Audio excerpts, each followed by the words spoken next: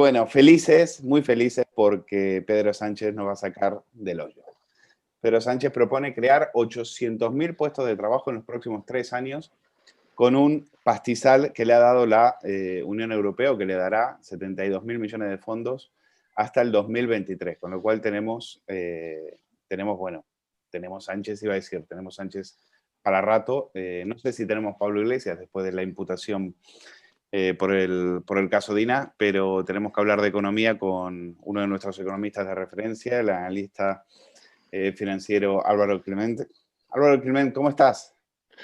Muy buenas tardes, Luis. Bueno, impactado ya por todo este cúmulo de noticias y de cosas que vamos viendo todos los días, no solamente en la economía, sino en la política, que yo creo que empieza ya a superarnos a todos. Es decir, este gobierno es... Este es el mismo vendedor de crecepelo que cuando empieza la pandemia dice, voy a movilizar 200.000 millones, y después nos dimos cuenta que no había ni 200.000, ni 100.000, ni 10.000, que no había nada, que era todo humo. Bueno, estamos ante una nueva actuación del trilero que ha puesto la carpita como en las mejores ferias y nos ha hecho un truquito de magia para que nos entretengamos. Estamos ante alguien incluso peor, yo creo que se va superando. Es decir, desde el famoso anuncio de los 200.000 millones a bombo y platillo, que bueno, esto era la panacea para España, y lo han conseguido. ¿Te emocionaste con el pianista al comienzo? No. Qué cursis, ¿eh? Qué cursis. En eso sí que son buenos, ¿eh? En cursis no le ganan. En cursis, en horteras, no hay quien les gane, ¿eh? Yo cuando vi que anunciaban precisamente que salía el pianista a hacer el himno de alegría como un homenaje a Europa, ya dije, bueno, ya esto, ya sabemos de qué va, ya no podemos esperar gran contenido económico ni mensajes serios de esa reunión, ¿no? De hecho, yo me he estado leyendo un poco el documento con los 4 ejes transversales y luego los 10 puntos y políticas palanca. Y como este es el gobierno de las palabrejas, de los mensajes vacíos, muy bonitos, todos muy resilientes y ese tipo de cosas, a mí me deja muy preocupado porque, es decir, ver que los 4 ejes son la transición ecológica, transformación digital, la igualdad de género y la cohesión social y territorial, ya me ha puesto los pelos de punta. El 70% prácticamente de esto va a ecología y a transformación digital. En España la transformación digital no creo que sea Pedro Sánchez y su gobierno los que nos vengan a dar lecciones de transformación digital. Pero es que luego me leo las 10 políticas palanca y es que la mitad no las entiendo. Es decir, si te las vas leyendo una por una, mira, agenda urbana y rural. Eso. Infraestructuras y ecosistemas resilientes. Exacto. Tuve que buscar la palabra, tuve que ir al diccionario. Hay unas palabras que son tan nuevas, porque estas son otras cursilerías que le gustan a ellos, ¿no? Se inventan palabras como la cogobernanza y todas esas palabras impronunciables, pues tuve que ir a ver qué era resiliencia, porque bueno, es broma, sabía lo que era, pero es una de las palabras esas fetiche de la nueva New Age que no puedo con ellas. ¿Qué más? ¿Cómo que no entiendes? A ver, Álvaro, ¿qué es lo que no entiendes? Una administración para el siglo XXI. ¿Eso qué significa? Hombre, que cuando llegue el siglo XXI... Vamos a reducir... Antes que acabe el siglo tendremos una administración eficiente. ¿Qué más? O sea, eso quiere decir que los 800.000 puestos de trabajo que vamos a crear van a ser funcionarios públicos, ¿no? O asesores. Claro, ¿no escuchaste a Escrivá? Los de la Seguridad Social tienen una media edad de 60 años. Habrá que renovarlos, reciclarlos, no sé, algo habrá que hacer con eso. Si no, Resines, ¿quién atiende a Resines? Nadie. Son los que van a gestionar la renta vital mínima, ¿no? Para que en vez de llegar al 1% le llegue al 2%. Claro, son los que van a gestionar las colas del hambre. Entonces, en lugar de una bolsa, por ahí hasta te llevas un postre de regalo. A 92.000 euros al mes. Porque claro, si tú divides los 72.000 por los 800.000 puestos de trabajo, al final estás creando puestos de trabajo de 92.000 euros al mes. Al año, perdón. Pero bueno, a mí la que más se me llama la atención como economista es la 10ª, que dice modernización del sistema fiscal para un crecimiento inclusivo y sostenible. Toma, ya. Es decir, ¿qué tiene que ver la fiscalidad Con el crecimiento inclusivo y sostenible. O sea, yo soy un frugal. No, yo te explico. Es que quedaban las dos palabras que no había que meterlas en algún lado. Inclusivo y sostenible. ¿Dónde las metemos? En el último. Hay que encajarlas ahí. Habíamos metido resilientes, que nos costó. Que nos costó. Habíamos metido agenda rural, que también costó. Pues faltaba meter inclusivo y sostenible. Bueno, pues ya lo tienes.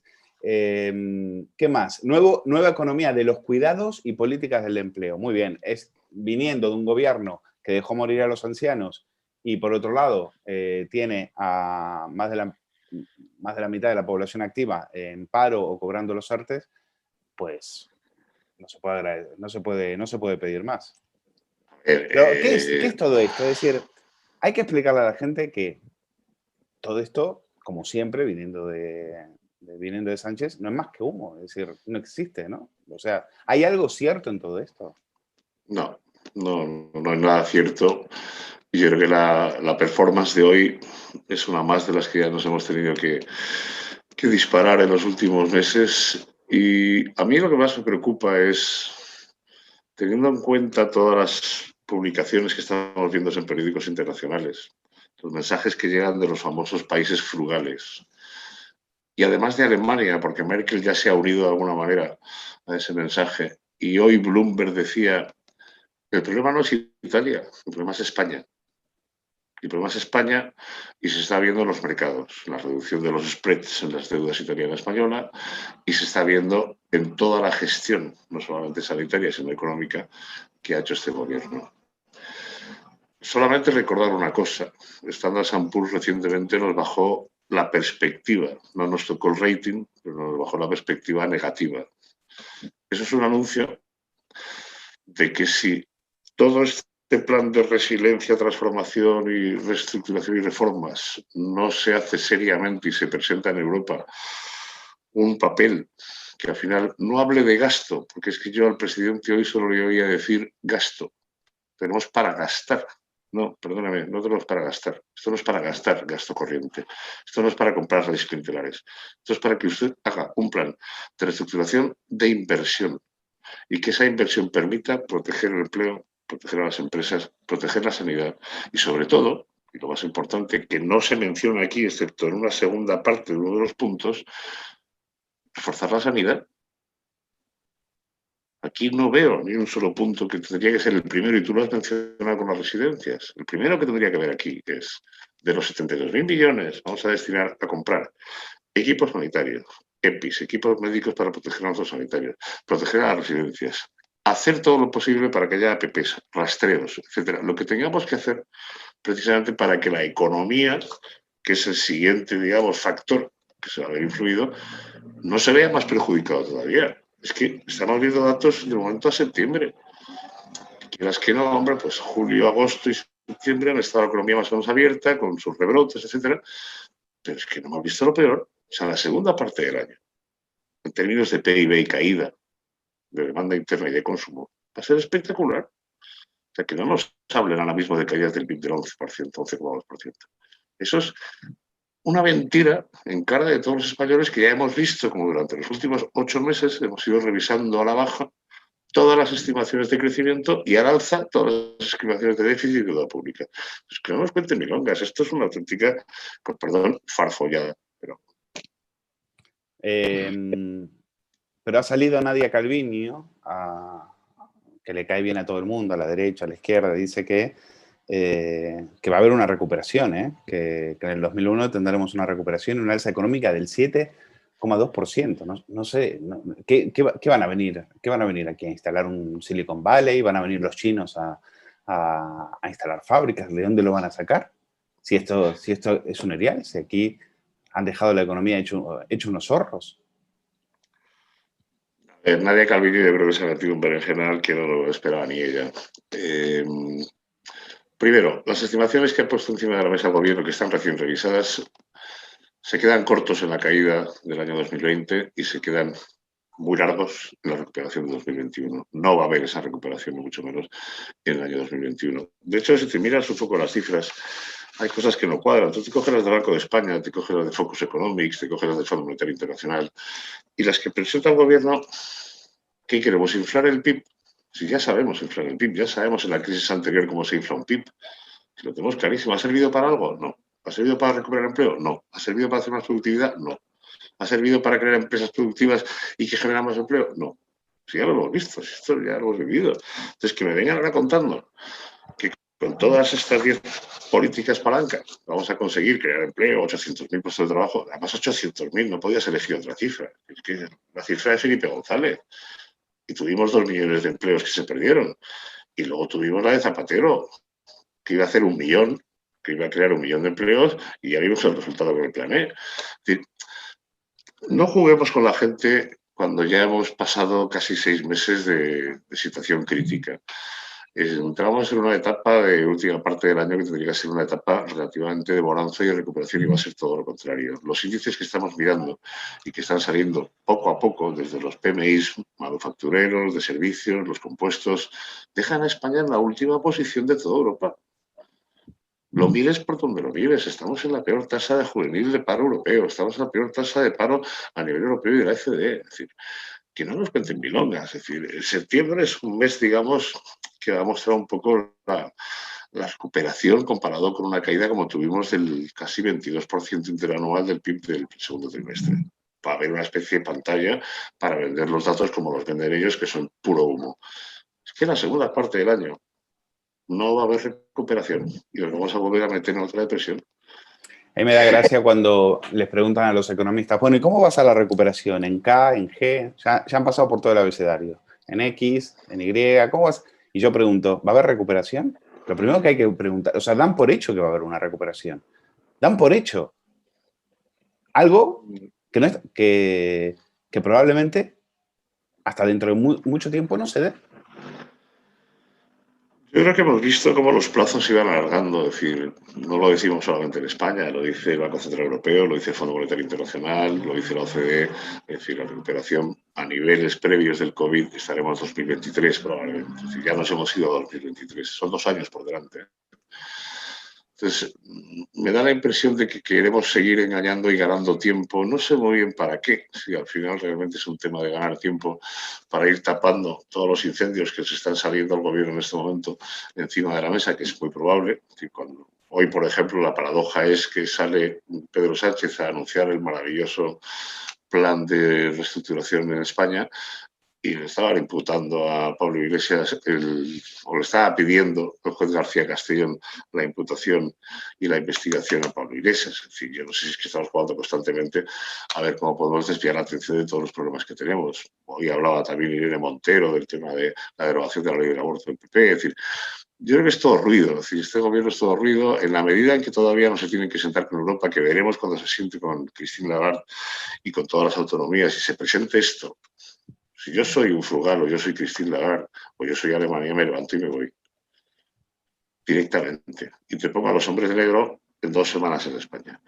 Porque España no se puede permitir el lujo de ser una amenaza ahora mismo para Europa. Pero Europa es cómplice, Álvaro. Europa es cómplice de esto. Es decir, esto es como si un padre le da las llaves del coche a un chico que se lo va a gastar a un joven de 16 años, que seguramente se lo va a gastar en alcohol, en fiestas o en lo que sea, pues al final, si no has tenido responsabilidad, es decir, esto es también Europa de alguna manera es cómplice de todo esto, por no haberle hecho caso a esos países que decían que no, que no podemos darle dinero a un gobierno de tinte social comunista, que sabemos que en lo que va a terminar, que sabemos dónde va a terminar ese dinero. Yo ya empiezo a dudar también hace tiempo, del papel que está cumpliendo Europa en todo esto. Europa es evidente que no pasa su mejor momento de unión, y lo vimos al principio precisamente con todas las, digamos, distensiones que había entre los diferentes países y el propio tribunal alemán, que ya puso encima de la mesa la posibilidad de que se estuviese actuando ilegalmente por parte del Banco Central Europeo. Es decir, esas tensiones están ahí. Ahora, la realidad, yo creo que la diferencia en la reacción es Europa es efectivamente, en cierto modo, es cómplice, pero también han hecho un esfuerzo o han intentado al menos aplicar una serie de medidas en sus países para que esa Unión Europea se mantuviese de alguna manera no amenazada por una situación de una pandemia. Que España no lo ha hecho. que lo que está viendo toda Europa, al margen de que esté cómplice o esté dividida o haya diferentes tensiones dentro de la propia Unión Europea, es que lo que ven todos es que España no lo ha hecho. O sea, que Bloomberg salga hoy diciendo que el problema no es Italia, que es España. A mí ya me dice mucho. Porque me está diciendo, señores, ya les hemos calado. Lo estábamos intuyendo, lo estábamos sospechando, pero desde el primer plan de estabilidad que se presentó en Europa, que poco más se lo tiraron a la cara a Pedro Sánchez, es que hoy veremos los detalles a las 6 de la tarde, bueno, hoy ya son las 6, pero cuando empiecen a presentar los diferentes vicepresidentes y veremos realmente en qué se traduce todo este performance que hemos visto esta mañana y si realmente tiene algo de sentido. Pero me da la impresión de que Europa ya nos ha calado claramente, y no solamente Europa, los mercados. A los mercados. Y no nos olvidemos, que para mí es algo que es fundamental, tenemos 72.000 millones a utilizar en 3 años. Pero es que las necesidades de financiación y liquidez de España en esos 3 años son 450.000. Claro. Y en el momento en que tengamos un problema de credibilidad o una que nos toquen el rating, que yo que sé, que Moody's o ya S&P lo ha hecho, que lo haga Fitch, que lo haga RBS, nos vuelvan a poner otra vez en negativo el resto de las agencias y con una amenaza de bajada de rating, nuestra capacidad de financiación en los mercados se va a encarecer inmediatamente. Y eso que estamos ahora viendo, de que estamos pagando menos coste de la deuda, efectivamente, por los bajos tipos de interés, se nos puede complicar bastante por aquella deuda extra que tenemos que colocar en el mercado y que no va a ser comprada solo por IBC. Ese es el problema. Bueno, hablabas de Bloomberg, también un informe de Rabobank es demoledor. Dice que, bueno, que el daño sigue siendo muy grande. Rabobank es una casa de análisis, ¿verdad? Rabobank es un banco que tiene una división de inversión, como puede ser JP Morgan o Citi, que tienen su área de inversión y que se dedican a hacer informes macro, sobre todo de recomendación a sus clientes. Es decir, ya no es que lo publiquen en prensa, es que eso llega a sus clientes. Es decir, su cliente está viendo que, oye, la recomendación ahora mismo más negativa dentro de la zona euro es España. Claramente, ya lo recomendó JP Morgan en su momento, salir de bonos españoles y posicionarse en bonos italianos. Ya lo ha dicho Citi y lo han dicho UBS y lo han aclarado todos. Es que el problema es ese, que es que... Y no se creen esto, por ejemplo, el techo del gasto, porque Rabobank también lo analiza, esto de un techo de gasto hasta niveles históricos. Dicen, sí, pero las incógnitas aún son demasiadas. E incluso llevando a cabo las reformas necesarias puede llevar un tiempo ver que surtan efecto. No se lo creen. El techo de gasto a mí no me dice nada, es decir, porque han incluido ahí la parte de las ayudas, los 28.000 millones de Europa, y luego las transferencias que se han hecho a la Seguridad Social y también a las comunidades autónomas. Es decir, realmente el techo de gasto corriente, digamos, realmente aumenta con respecto al previsto en un 7,2%.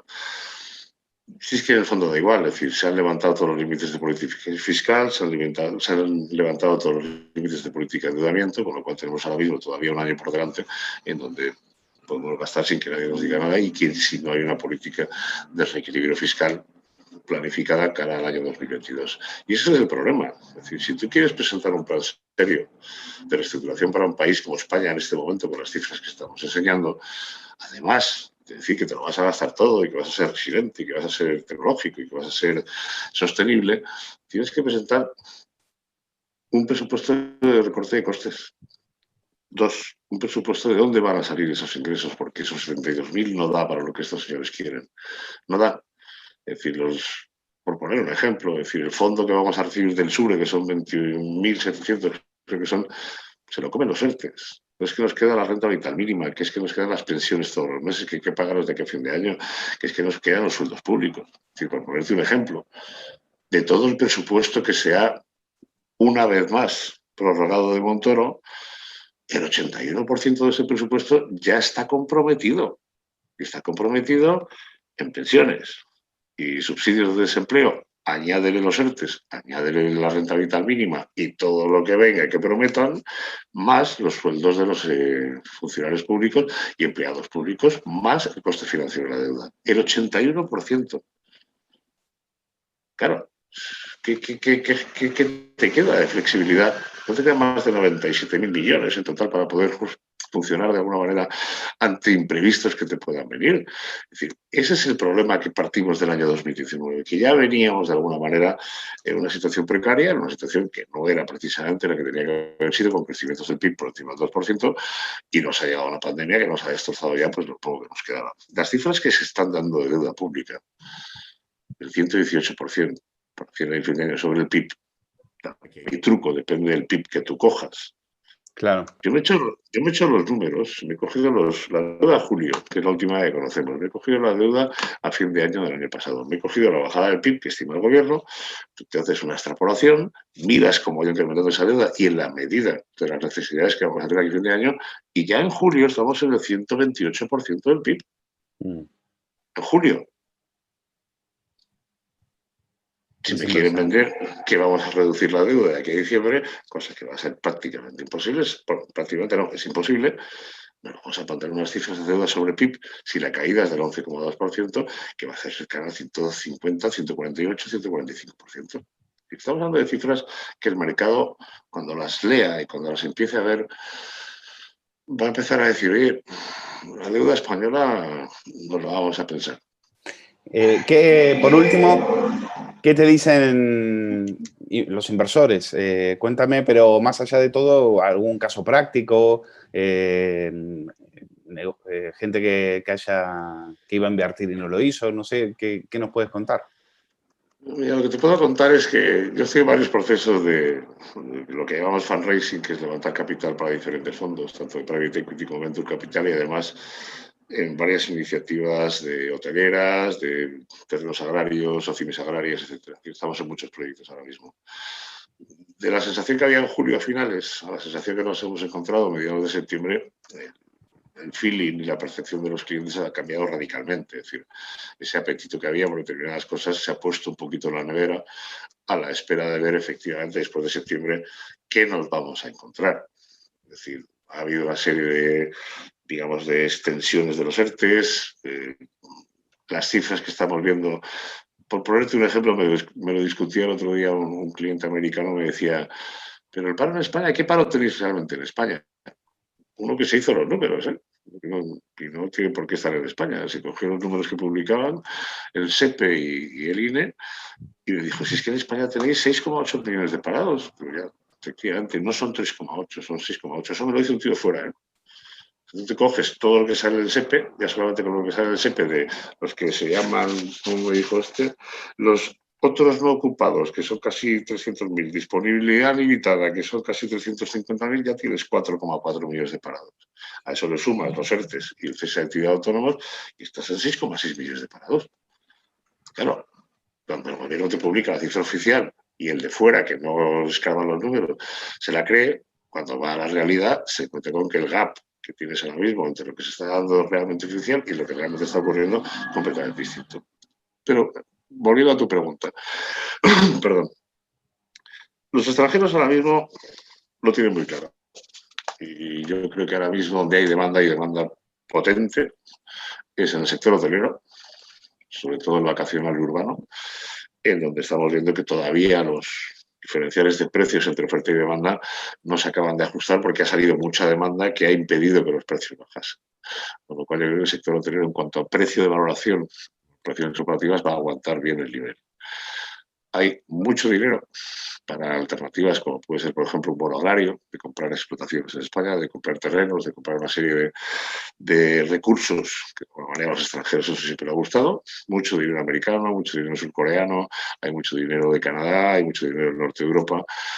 Ahí sí hay dinero y en el resto ha desaparecido. Es decir, yo creo que la bolsa es, al margen de que se anticipe a los movimientos futuros, la realidad de la bolsa lo estamos viendo en dónde han salido los inversores extranjeros y lo estamos viendo en el sector bancario, lo estamos viendo en aquellas compañías cotizadas como puede ser IAG. Es decir, ahí ha habido un flujo de salida muy importante, claramente. Es decir, la salida del propio BBV y la propia Telefónica del índice de los stocks generó un volumen de ventas de extranjeros que ha producido una caída de las cotizaciones histórica. Estamos en unos descuentos ahora mismo que son absolutamente bestiales. Pero es que van a seguir ahí. Es decir, en la medida en que estos planes que se presentan por el gobierno no apuntan precisamente garantizar que estas actividades se puedan seguir manteniendo, las líneas de liquidez necesarias, las bajadas fiscales que tendría que estar haciendo ahora mismo para el turismo, para la hostelería, para el pequeño comercio, para los autónomos, que no se están haciendo.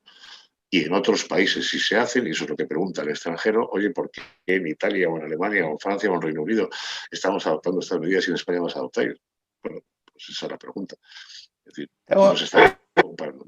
Te hago una última. Te pregunto sobre el coronavirus. Ha acelerado unos procesos que hasta ahora estaban aletargados, como puede ser el teletrabajo, esto que estamos haciendo tú y yo, hablar por videoconferencia, la compra online. Muchísima gente que no había comprado online ha descubierto la compra online, y cuando descubres la compra online, pues ya dejas de ir a los centros comerciales. H&M ha anunciado que va a cerrar 250 tiendas. ¿Qué efecto va a tener eso en la economía? Bueno, yo creo que el efecto que va a tener es que va a haber un cambio de estructura, digamos, de empresarial. Lo estamos viendo en la banca. El que no lo quisiera ver antes en la banca, que es lo que se está produciendo en los últimos 5 o 6 años, se va a extrapolar a muchos otros sectores. Es decir, me da la impresión de que Inditex el otro día también anunciaba un crecimiento de la venta online espectacular. El tema del contacto social se va reduciendo, el miedo al propio coronavirus está haciendo que la gente cada vez se junte menos en los espacios comerciales. Sin embargo, ya ha salido un dato que me ha llamado la atención, que es que en agosto, en la primera quincena de septiembre, han subido las ventas de los grandes, digamos, comercios en España, ha subido casi un 7%, lo cual se agradece, porque eso es un dato que no me lo esperaba. Dicho eso, la afluencia de centros comerciales la estamos viendo, es decir, en las propias empresas y la regulación de la ley del mercado de teletrabajo está poniéndose encima de la mesa. Sabes que el otro día te mandaron la entrevista y la encuesta de Fiverr, en la que se hablaba precisamente de todo, cómo se ha disparado determinadas actividades que hasta ahora no tenían en todos los países, no solamente en España. La hemos publicado. La habéis publicado vosotros esta mañana, con lo cual ahí se ve un poco la tendencia de cómo se están cambiando los hábitos de consumo. ¿Esto es mejor o es peor? Pues mira, yo creo que depende de cada actividad. Lo mío en particular, yo echo de menos las reuniones comerciales, echo de menos las comidas con clientes, echo de menos más los viajes. Es decir, no es lo mismo ver a tu cliente cara a cara, sentado en Wisconsin, que hacerle un Zoom, hacerle un Team, que está muy bien, podemos avanzar, pero no es lo mismo. Y luego, además, yo creo que gente como nosotros, que viajamos muy a menudo y que estamos en muchos países, percibimos de forma directa qué está pasando en esos países, porque hablas con mucha gente, hablas con el camarero, hablas con el del aeropuerto, hablas con la gente de la calle y ves un poco la actividad económica. Yo la última vez que estuve en Portugal, lo primero que más me llamó la atención, aparte de la maravilla de país que es, esta cantidad de grúas que había en Lisboa. Tú vas a cualquier zona de Lisboa y aquello era un boom de la construcción. Es decir, ya te está dando un indicador adelantado, un indicador real de lo que muchas veces los datos financieros, económicos que leemos, pues no te los están dando. Yo creo que eso se va a echar de menos, tardaremos en recuperarlo. Y luego hay una parte que es evidente, es decir, lo estamos viendo en la evolución de los hoteles urbanos. Hablaban de que el vacacional se iba a ir de precio, que aquí iba a ser distrés, iba a ser la fiesta de comprar hoteles baratos. Pues pensemos que va a ser al revés, que los que van a estar a distrés y muy baratos van a ser los urbanos. Aquí no hay congresos, no hay convenciones, no hay viajes empresariales. Las empresas no están permitiendo a la gente viajar. Eso hunde todos los principales hoteles de ciudades como Madrid, Barcelona, Bilbao o Valencia. Pues lo vamos a dejar aquí. Álvaro Climent, ha sido un placer. Gracias por aclararnos todas estas dudas y, bueno, esperamos que... Bueno, no esperamos mucho. ¿Qué te voy a decir? Bueno, lo que tenga que venir lo torearemos, que ya estamos acostumbrados. Pero